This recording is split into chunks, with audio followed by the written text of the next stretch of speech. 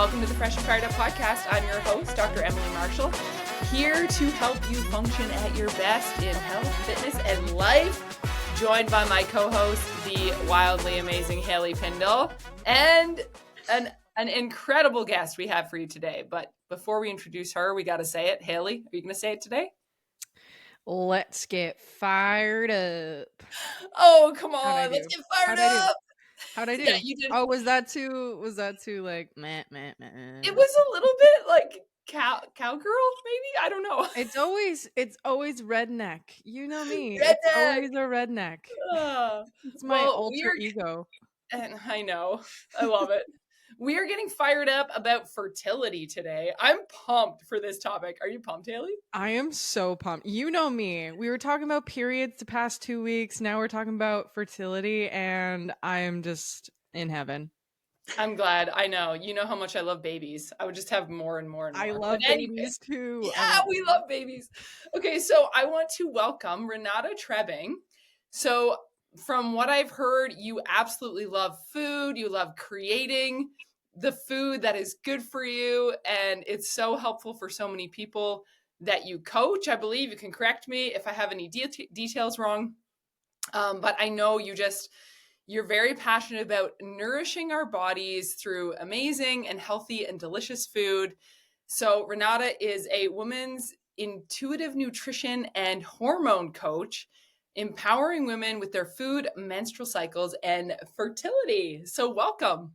Thank you so much for having me. I'm honestly so excited to talk about fertility as well. So I'm glad that I've found my women to talk about it with. Yes. Because here's the thing. I don't know what the stats are. Maybe you do, but a lot of women have been led to believe that we are no longer needed to have babies. I've been hearing rumors about baby robots. What? Where are you hearing this? Literally, they're creating robots, apparently. Oh my gosh. Have you heard of those wolves they created? No, what? They're from the Ice Age. I have. I think they're called Dine wolves or something, but they created wolves from the Ice Age. They're de-extincting them, I guess. Oh, wow. It's crazy. Look it up when we're off here. Yep. Okay. No, I saw an article about a robot that can create babies, apparently. But I don't know. I didn't even click on it and read because I was like, no, this isn't happening. We are women and we need to keep having babies. Real babies, not robot babies. So that's why we want to just encourage you in your fertility. Both if you are either having trouble getting pregnant and you're hoping to, or maybe you haven't even tried yet, but it's just something in the future that you would love to do is have kids. So I'm excited to dive into this topic, but I want to start by asking give us a bit of your background, Renata. Yeah. Okay. So when it comes to fertility, this is one of the things that I think is the most hopefully inspiring and interesting parts of my story. So just like Dr. Emily, I have 4 kids, and I had the most recent one back in June. So he's almost 1. And of all the children, the most recent one was the one conceived naturally. So what was interesting is the first 3 kids we conceived through IVF because we had trouble conceiving naturally. Now, what's really interesting is, man, I wish I knew back then what I know now. Because at no point during that fertility journey did a doctor ask me, how are your periods? Are you having regular periods? What are your periods like? What symptoms do you have? We never got to the root cause of why I was unable to get pregnant. And as you can probably imagine, when you don't have the answers, all this negative self-talk starts to happen. And I think that's what a lot of women experience when they're going through an infertility struggle. You don't know what's wrong with you, but you're sure that there is something, quote unquote, wrong with you. And as a result, you don't know how to fix it. So you go through the process because you're often told if you're unable to get pregnant within the first 12 months, then you go to IVF. And IVF is incredibly costly, not just in terms of finances, but also in terms of your mental and emotional health. So going through IVF for my first 3 children required multiple rounds. So you can imagine the stress and turmoil that happens when you have a failed round of IVF, having spent literally tens of thousands of dollars. In addition to that, a recent statistic that I read, and I would agree with this, is roughly 26% of women going through IVF have symptoms of depression. And there is no one in the medical field when you're going through a fertility doctor that is there to support you with the mental and emotional trauma. So we did that with all three of the first three kids. They were incredible, healthy babies.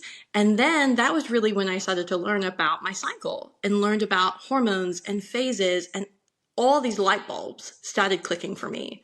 So over the years, and especially through my 30s of tracking my cycle, knowing what to eat for my cycle, changing my lifestyle to become more supportive for hormone balance, I then became pregnant at 39, which for many women, that's, the end of when you would expect to become pregnant. So becoming pregnant naturally, having my best pregnancy yet, I didn't require a bed rest, which I needed for the other two pregnancies. So I will say I had a singleton and then I had twins. So that's why there's only two pregnancies before this one. But like the best pregnancy, the best postpartum that I've ever had. And I attribute that to understanding my hormones and understanding the foods that support my hormone balance. So that's why I'm so passionate about helping women with their fertility, because I've been through the struggle. I've been through the feeling that your body is betraying you.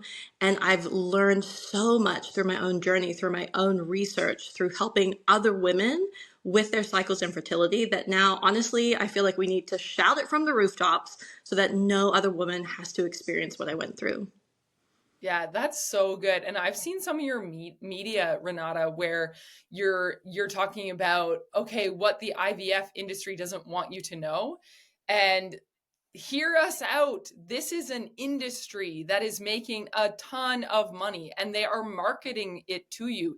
It does not mean that it's the best. It is not. It is not the best thing for your body. It is not the best thing for your emotional and mental health. It's not the best thing for our culture either, like at a grander scale as well. So, I mean, it's so amazing that you were able to like figure that out through your fourth baby. Wow. Yeah. And also to like just you having the social media space to let other women know that that's not their only option. Because I feel like you go to your doctor, you trust your doctor, and like if this is what they're going to suggest, you're going to trust them and go through with it. But without knowing that there's other options for you, or it might be something that maybe you're not paying attention to, like you mentioned, like food or the way you're handling stress or lifestyle factors that might contribute to it, right? Exactly, yeah. And to your point, I think it's so funny that very openly, IVF will not work on the first round. So we pay thousands, tens of thousands of dollars for something that we know is very likely not to work on the first round. And their business model is, well, you'll come back for the second, third, possibly up to 6 rounds. There's some recent stats that show that it can take up to 6 rounds for a viable pregnancy to happen. Like that just blows my mind. Well, and when you think about logistically, how much time does that take? And then could that time be used to change your lifestyle? Almost, I don't know if it would be almost the same amount of time. Like, I mean, I guess that's not guaranteed either way, but just an interesting thought process to be like, yeah, well, to change your lifestyle and to, start eating better foods, start exercising, doing the things that are going to support your body's health, that's also going to take time, right? But it's going to take a lot less money. That's for sure. Oh gosh. Yes. Yeah. Absolutely. And then speaking into time frame, I mean, we've had some women in as little as 4 months, some up to 9 months to have a positive pregnancy test. So it's not as long as you would think, of course, dependent on the individual. But, I think what you're saying is that time, we could really maximize the time that you're using to help you to become pregnant by focusing on the things that the IVF doctors are not talking to you about, which is your nutrition and your lifestyle. Yeah. Yeah. Curious. Like I work a lot with women with HA, so hypothalamic amenorrhea. So like they're Yeah. not eating enough. I'm just curious, like on average, what is the most common thing that you see in your clients and your kind of clientele that they come to you and you're like, oh, this is what's wrong most of the time? Yeah. So I think we probably see the same thing, which is women are just not eating enough. In fact, there's never been a woman that I've seen that I'm like, well, yeah, you're eating too much. I'm literally like, okay, so we're going to eat so much more now. We're going to Yeah. eat all of the foods that really support you. And so that's why I loved your episodes on PMS, because I was like, yes, you're preaching to the choir. Oh, good. I'm You glad you listen like to them. them. Oh my gosh, I'm so stoked. I know. I feel honored right now. Uh, so Yeah. you already know a little bit about our personalities then. Yes. Well, that's why I think those two episodes, honestly, if people haven't listened to them, they are so, so important. And you guys said it so succinctly that more women need to know about their PMS symptoms and what to do about it. Because many women think, like, oh, yeah, I could just have to struggle through this every month. And that's just not the case. And similarly with fertility, people think, like, oh, yeah, it's supposed to take 2+ years to get pregnant. No, it doesn't have to. And there's so many things that we can do to help. Yeah. Totally. Okay, can I share my personal story on that? So thinking that when I was younger, you always hear this narrative that it can take a while to get pregnant.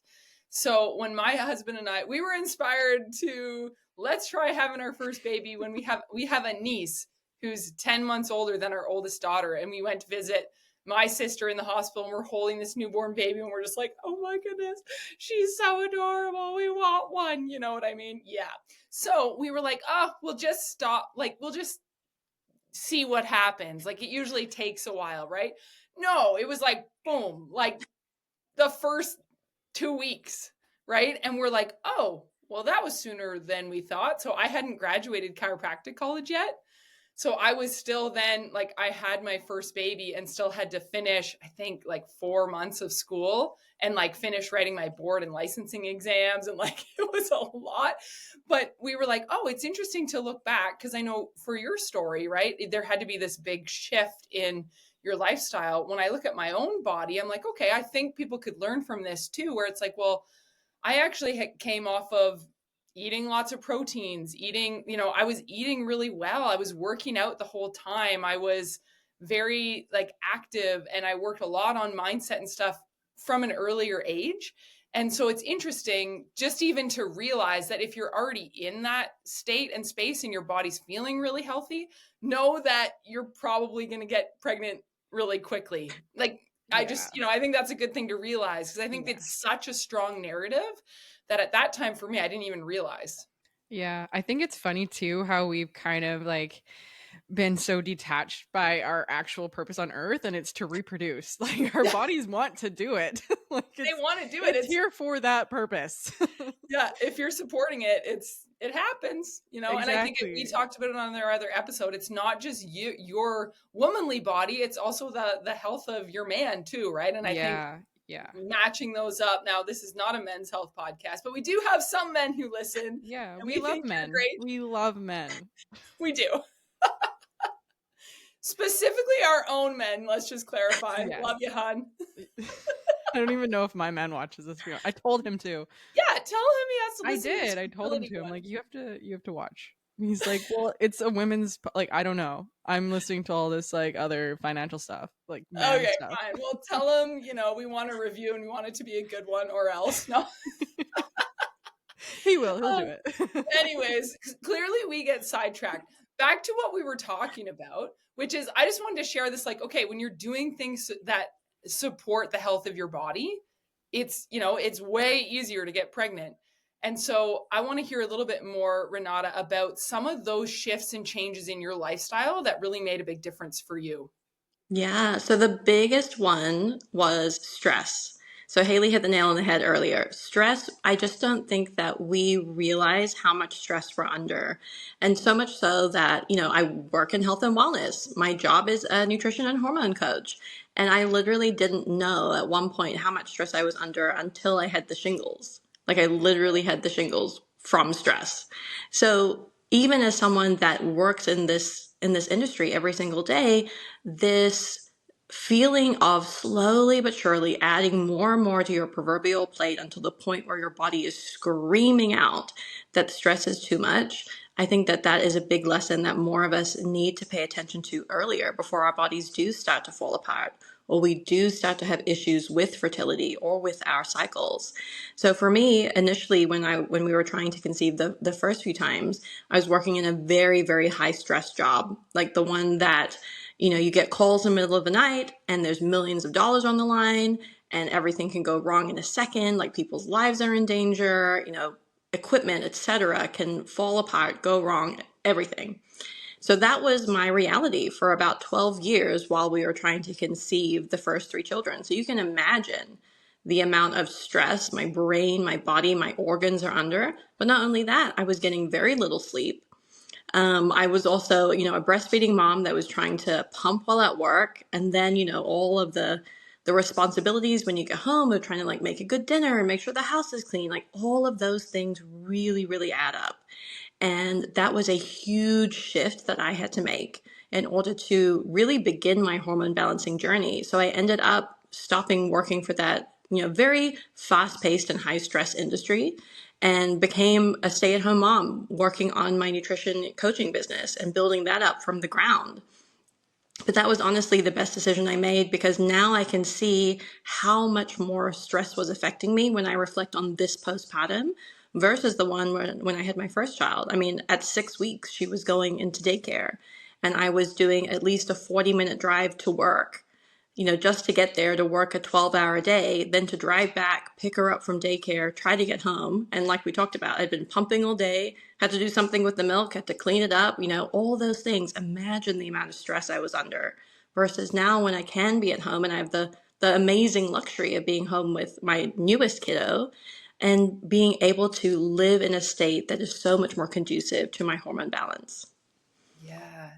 I And love it's like, that. it's And thinking about the female form, right? Like, what are our hormones? Our bodies are not meant to look the same as men. They are not meant to operate the same way. I think when we can live in our feminine, oh, amazing things everyone's happen. happy. Everybody's Oh my, happy. it is amazing. And part of it is like giving ourselves as women permission to do that, Yeah. but then also having those conversations with your male counterpart and helping to understand each other. And it's so interesting because people can balk at it like traditional roles, like that can be a touchy subject. And I think it comes out of a place of maybe hurt or misunderstanding. Yeah. One thing I love though that you have your own like kind of side thing going on is you do have that kind of careerish passion fulfilled, but you're Yes. also like living in your like you're at home, like you're in the comfort of your own home, you have your own schedule and things like that. So you have two birds, one stone kind of thing. Whereas like I feel if I were just like my whole purpose in life was to be a mother, I would kind of lose myself in a sense where it's like I do need to have some sort of thing or some capacity of like myself and my own passions, you know what I mean? So I think you have a really good like happy medium. Yeah, and I think it's about really changing the perspective Yeah. of how you want to create your career, whatever that might be. And I know we're getting off topic here, but it's so important because I think a lot of the times women think to be successful, we have to be in this like fast-paced, high-stress environment that oftentimes men or industries that are very male-dominated really thrive in those kinds of situations. Well, maybe thrive is not the best word, but it seems to be working for some people. And I just think that for me, one of the reasons why I'm also passionate about creating my own business is because I don't want other moms to feel like they've lost their identity when they are at home with their kids. There is a way to build a business that you're so passionate about that helps you to feel so fulfilled and look after your kids without sacrificing either of them. Yeah, Right. exactly. And like to your point too, even you see this like with some of my clients who are like in a fat loss phase or like their male like partners, they do super well on like calorie restriction, all these high stress things, and then like they're gaining weight and it's just like Mm. a biological thing. Like when you think back into like the prehistoric times, like where cavemen men were out and like fighting for our food, like they needed to become more agile and like leaner and faster and everything like that, right? So it just makes sense that they kind of thrive, like you said, maybe thrive is not the right word, but they respond a lot differently than we do to it. Yeah. Yeah, totally. Well, and it's so interesting to just think about it's like a dance, right? And Hmm. and I feel like we've lost some of that in today's society. And I honestly, I think it's a sad thing. It really is. Like, not to get all that gloomy, but because the encouragement is to realize that like our roles as females is so important and so beautiful. And the fact that we are able to, or even in this, like encouraging you to have the tools to be able to have babies is such a beautiful gift. Yeah, and I think it's funny too, like when I think about it, like I would in a heartbeat give up everything about my career to like raise decent human beings. Like like I would love to do that rather than like be the most successful person, the most successful lawyer and blah blah blah. I feel like there would be a huge part of like fulfillment missing from my life. So Well, and it most is, people for by the end of their lives aren't like, "Oh, I wish I had made more money." They're usually yeah. like thinking about their family and their relationships, right? And I know sadly, I don't know the stats on it, but I heard remember I went to the Jordan Peterson talk? Yes. Yeah, I he need to was hear about he that. was talking about this, how there's an aspect of women being lied to in the sense that they need to put career first and they need to forego having children, and then as they get older they look back and they regret that. Like a lot of women regret it. And so it's hard to even say the words out loud because you don't want to make someone feel bad if they've made this choice. But if you are at an age and a stage in your life where you could have babies and you're thinking about it, but you're suppressing that, we literally want to encourage you through this podcast. Don't suppress those feelings. They're like natural, biological, psychological, like wired into you to be nurturing. It's not weird. Exactly. It's actually how Exactly. it's meant to be. Yeah, exactly. And like I don't think there's anything wrong with like waiting till you have a good life partner, blah blah blah, Yeah. to do that with, but don't like think that you need to fulfill yourself in like your career or like climb the corporate ladder or anything else because it's just gonna it's so stressful. And like also It's like you said. I wanted to mention too, Renata, that you had shingles. Like throughout my whole like ED kind of thing, my body was under so much stress, under eating, like even the chaos going on in like my work life kind of balance. I developed psoriasis. So, and I have a lot of clients too that they develop autoimmune issues going through these very big stressful events. So it's like very common for women to develop some sort of like autoimmune issue, and like that's not something to ignore. It's not like, oh well, before I thought that like, oh, I just developed psoriasis just for some unknown reason. I'm like, well, this is the way of life now. No. But just being so in tune with like, why did this happen to me, and just being knowledgeable about why it did happen, to prevent it or at least like kind of suppress it in the future. But stress is a very big one that it's commonly overlooked. So Yeah, it's yeah. huge. I went through a lot of stress through my last two babies and during the breastfeeding phase of them, because I breastfed all my babies. I kept getting rounds of mastitis. I'm super stubborn, so I like won't take antibiotics, and I'm like, hey, I'm all natural, everything. I don't take drugs, whatever. I'm not like pooping on your party if you do, but I'm just like, I made up my mind. This is how it is, right? So I would like pump and because I was working and just doing all the things like you said, Renata, I would be pumping. Like one time, I pumped a full bottle of like blood. This is gonna be sorry if it's gross as you. It was like bloody milk. It was awful. Like, but I was like, no, and I would like be in the shower, just like getting those like lumps of whatever. I hope you never have to go through it. But I'm saying this because if it's a sign that your body is under a ton of stress. And finally I decided, you know what? No, I need to chop a bunch of things. I need to reset. I need to like find some peace and calm, give myself the proper rest when I like so for example, you said low sleep, right? When you have newborns, you're not getting a ton of sleep. So then you need to rest during other times. It's okay to take a nap when your baby naps, that kind of thing, right?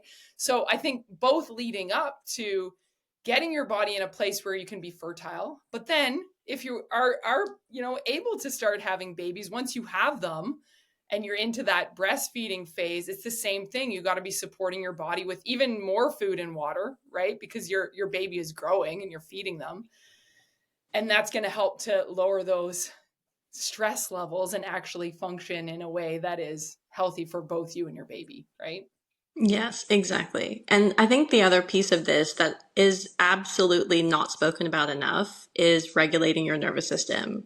So if you are someone that has worked in a high stress job or are very used to responding or reacting well during these high stress moments in life where you're stuck in that chronic stressed out state, we don't often recognize that it's kind of like a well-trodden path.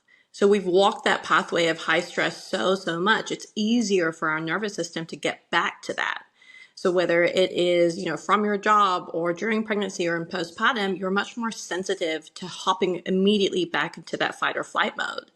And so I really think it's so important, and this is what I teach all of my clients, to really experiment with different nervous system regulation techniques, no matter where you're at in your reproductive years, whether you're, just working on your cyclical health or getting ready for pregnancy or in postpartum. We really want to understand, hey, what's my well-trodden path and how can I teach my nervous system it's safe for me to relax. It's safe for me to test out these different methodologies and learn that I can breathe a little bit more deeply. I can give myself space or time to rest or time to nap or just time to eat so I don't have to keep pushing myself to extremes. Well, and it's interesting that you say that. It made me think of how many patients come to our clinic for chiropractic care who were like, they just come for back pain or neck pain or tension because they're so stressed out. And then we find out as like an after effect that they start getting adjustments and then they get pregnant and they're like, oh, by the way, also, we've been trying to get pregnant and the only thing we changed was getting chiropractic care. And that speaks to exactly what you're saying is like, it calms and helps to regulate your nervous system. It's like a reset in your nervous system, helps with yourself to calm so that you're in a better state to be able to conceive. So that I totally agree. That's such a good point. Thank you. Yeah, you're welcome. Yeah. What are some tactics that you like to use in terms of like regulating your nervous system? I'm assuming it's like deep breathing or maybe like meditative things. Yeah, those are two very big ones. And I think that sometimes women are like, oh, okay, yeah, like I'll just like breathe deeply and then I'll The feel woo better. woo. Yeah. But then when you lead someone through a very simple practice like the parasympathetic sigh, which is such a simple way of quickly regulating your nervous system, you can feel the benefits within a matter of 10 or 15 seconds. So different breathing styles, of course, there's tons of them. If you've ever done yoga, there's, the alternate nostril breathing. If you've ever done Kundalini yoga, there's all different kinds of breathing. Any of those can be suitable depending on the individual. And sometimes that's the easiest place to start because we don't need to get any new equipment, none of that. It's just like, let me take a minute to just breathe, even before a meal. So what most people don't realize is, especially if you're stressed out and you're like, I gotta quickly eat something, right? Your gut is not really primed to digest that food. And just by sitting still and breathing for 15 seconds helps to get you out of that fight or flight mode and into the rest and digest so that your body can actually do what it needs to do to pull more nutrients out of the foods that you're consuming. So for sure, breath work. I love journaling or meditation, but sometimes that can feel too woo-woo for some women. And so something a little bit more active might be helpful here. So it may just be going out for a walk, like literally a 10-minute walk in the sun in the morning. Let's just do that.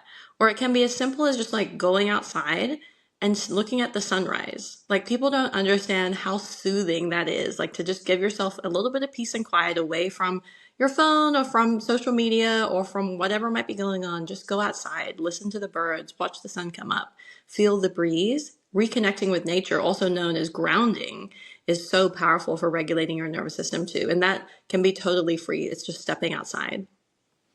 Yeah. The power of silence, right? It's Mm, even just being in silence for a few minutes a day, like you said, makes such a big difference. And so, huge.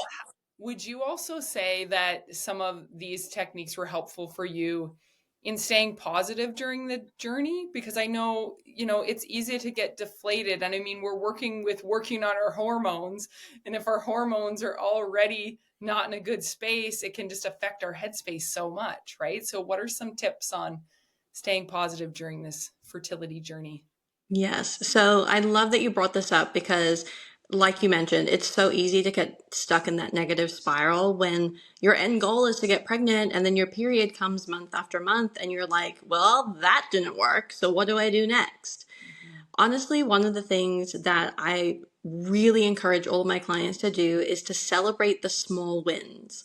And so those small wins might be, hey, this morning I woke up and I didn't immediately pick up my phone. Or, hey, I'm actually hitting 30 grams of protein in my breakfast now. Or it might be, I didn't get PMS symptoms this month. These are all great indicators that we're on the right path. And if we don't acknowledge them, if we just continue to be like, well, yeah, I did that, but then what? Then we actually continue to grow this habit of ignoring all the good things that we've done. The more that we celebrate what we are doing, we're actually boosting another really important hormone in our body called oxytocin. And I think more women need to know about oxytocin, not just when we're breastfeeding, but throughout our whole hormonal journey. Oxytocin is one of our feel good hormones, really like the most powerful hormone in our body. And we need to actively cultivate it because it can have a positive ripple effect on every single hormone. So it can reduce our cortisol, improve our insulin sensitivity, help to balance out our estrogen, progesterone, and testosterone. It's really powerful. And by celebrating those small wins, you're literally priming your nervous system and your hormones to be at a much better space so that you can successfully improve your PMS, improve your cycles, and of course, get pregnant faster. Yeah, I You love can that. do this every day in 16 seconds too, where you, Yes. as if your husband is leaving for work, Hug give him him. a 10-second hug followed by a 6-second kiss. Not just a 1-second kiss. You're going to raise those oxytocin levels majorly and you're going to cultivate the love. Sorry, that's just With your my eyes open, by the way. Okay. with your eyes open. I'm kidding. Don't do that. It's awkward. Close your eyes. Let it sink in. Feel all the feelings. Let the oxytocin levels rise. Woo! Okay. We Haley, love you were going to love. say? Me? No, I'm good. That was great. No, I wanted to ask you though, Haley, when you're listening to this, so we have multiple perspectives on this podcast, which is really cool, right? Two of us with 4 kids. You do not have children yet, but desire to have children at some point. Maybe not tomorrow, but Yeah. hopefully not too far away. We got to get your man listening to our podcast, so Yeah, he keep knows. that in mind. But He knows. anyway, so do you have any like fears or thoughts or questions that you're like, okay, what is a good question to ask for someone who is just starting out this journey of finding out more about fertility? I feel like it's subjective to different women and I hear different things from different people, so I don't quite know exactly how mine is going to look like. However, I'm very um happy that I do have a decent amount of knowledge about hormones and my cycle and when to get pregnant, how to utilize like optimize my luteal phase for all this stuff. I am curious though, like on a percentage wise, how much does the man's health kind of play into it? Great question. And I think this is so underdiscussed. Like we've just been hitting all the underdiscussed topics today, which I love. So recent studies have shown that it's about equal with women. So around a third of cases of infertility can be attributed to male causes or issues with male health. Another third is directed to women's health, and the remaining third is unknown. So they have not been able to determine why necessarily there are some infertility struggles for the couples. So basically, it's roughly equal. And what kind of sucks with things like IVF, especially going to IVF immediately, is very often all of the medication, the injections, all the work is something that the woman has to take on. I know a few people recently that have gone through IVF and the man didn't have to do anything different. Now, I question that, knowing what I know about statistics, but also knowing what I know about these particular males. Like, are they doing everything that they can to increase the odds for their sperm to be the healthiest? And of course, noting similar to women's egg quality, it takes time for sperm quality to improve as well. So absolutely, it has to be, the both of you, if you're in a male-female partnership, doing what you can to help to improve everything when it comes to your fertility. Yeah.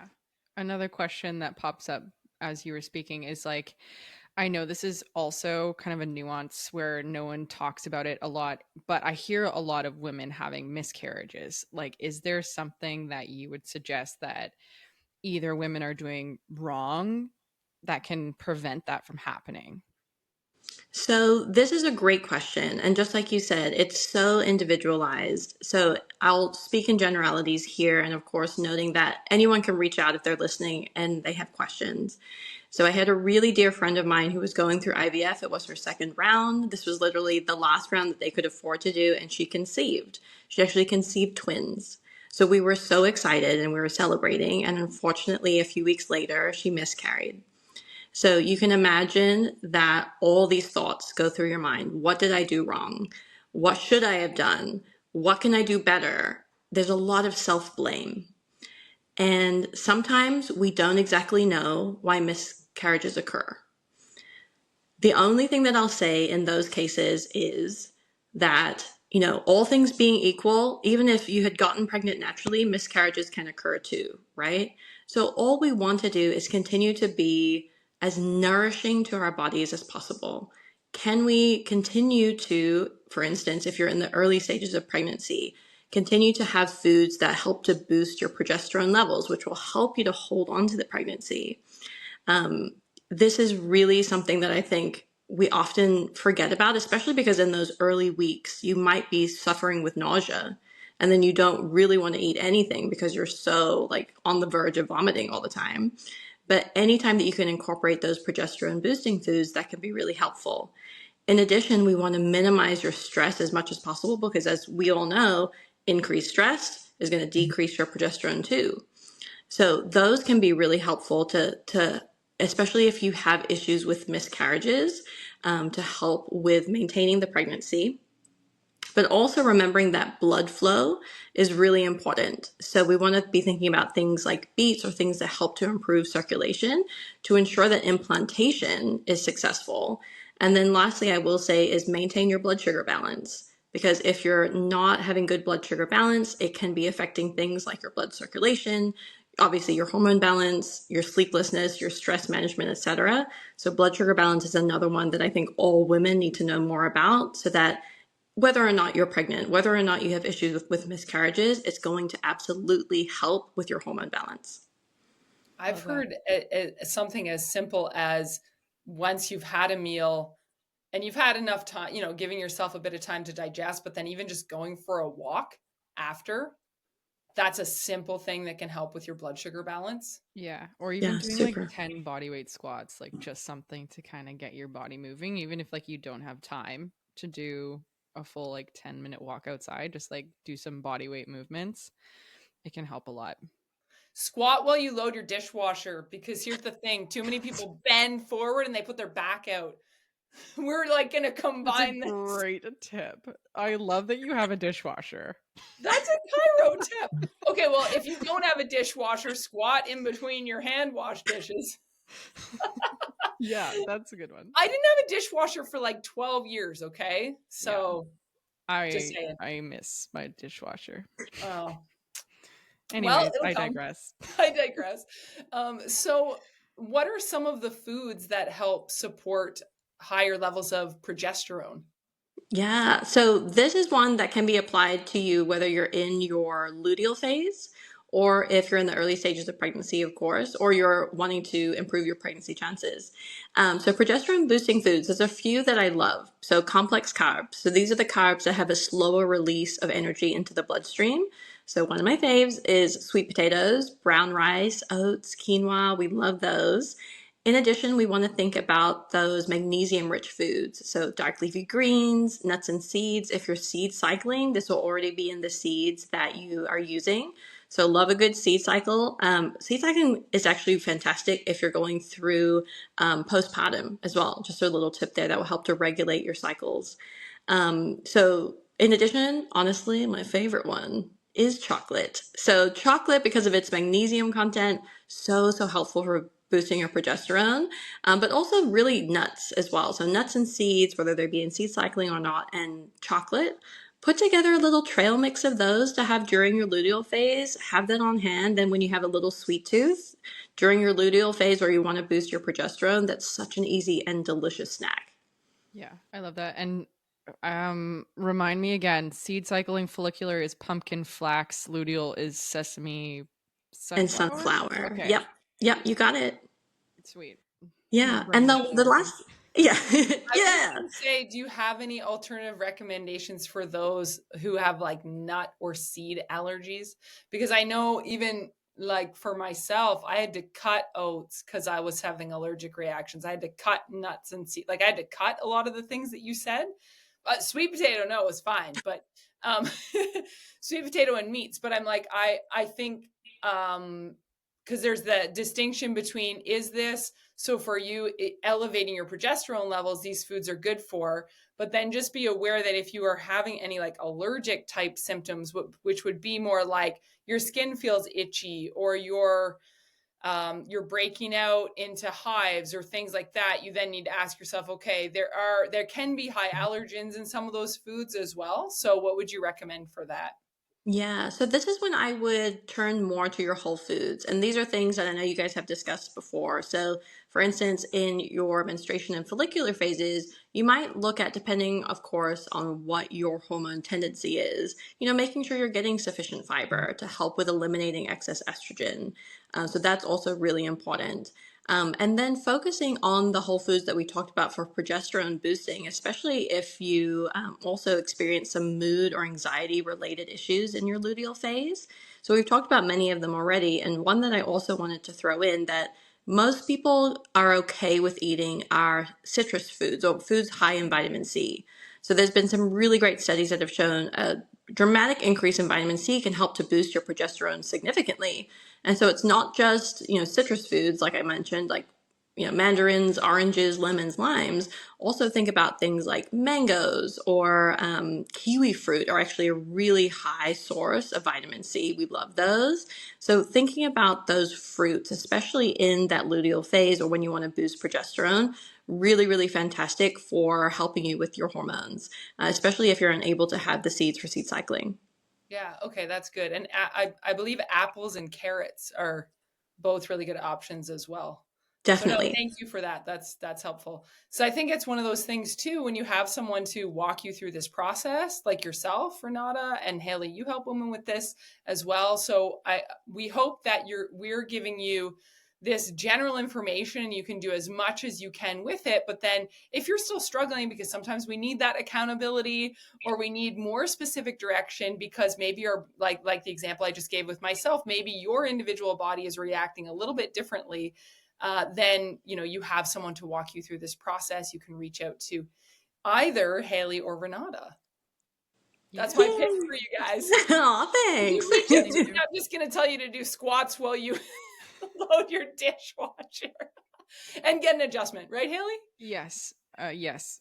Emily actually did an adjustment on me when we were doing the wellness show. It felt fan freaking tastic. You needed it. Your head was I like did. I needed the it. It was a long traffic. day, and you're like, you know what? Let me adjust your neck. You were Like, you know stressed and what? your head was Take hurting, a and you're breather. just like, I'm like, sit down in the chair. And I just adjusted her neck. It was I was great. scared, not gonna lie, but it felt good. See, you survived and you felt better on the other side. That's Yeah, what the testimony is. Thank you. exactly.